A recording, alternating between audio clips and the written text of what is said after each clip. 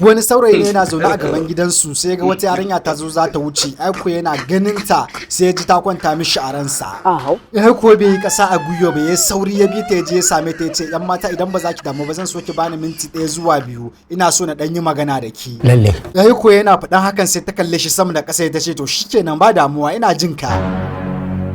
sai ya ce malama gaskiya ba zan boye miki ba tunda na ganki naga kin yi mun wato gaskiya dai ina son ki daman na san za a zo gurin sai ya kara da cewa idan ba za ki damu ba zan so na ji sunan malamar God have mercy upon us. ita kuma sai ta shiru tana kallon sa sai ya kara da cewa kuma zan so ki bani full address naki sai ta kara yin shiru tana kallon sa dai tana mamaki to nan fa ake yin ta bayan ta dan yi shiru na dan wani lokaci kaɗan aiko tana juyowa kawai sai ta wanka masa mari What? Me?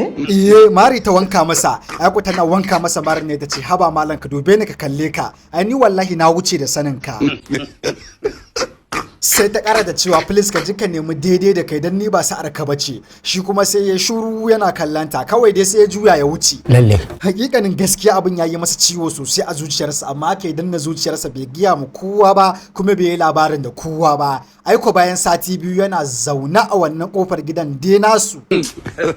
yana zaune a wannan kofar gidan nasu kawai sai ya ji an masa sallama cikin wata kakkausan murya cikin natsuwa sai ya amsa sallaman kawai sai ya juya aiko yana daga kansa sai ya ci karo da wannan yarinyar da ta mare shi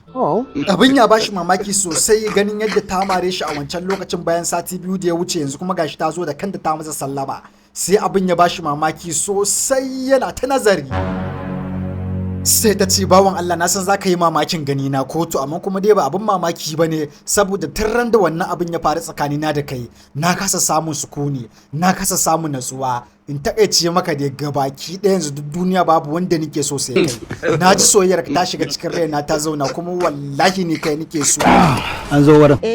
lalle akwai sabon aiki ta ƙara da cewa tun wannan lokacin na ji na kamu da sanka kuma ni yanzu na yi ladaman duk abubuwan da na aikata maka dan Allah ka yi haƙuri ka yafe min sannan kuma ina roƙonka dan Allah ka yi haƙuri ka karɓi soyayya ta are you serious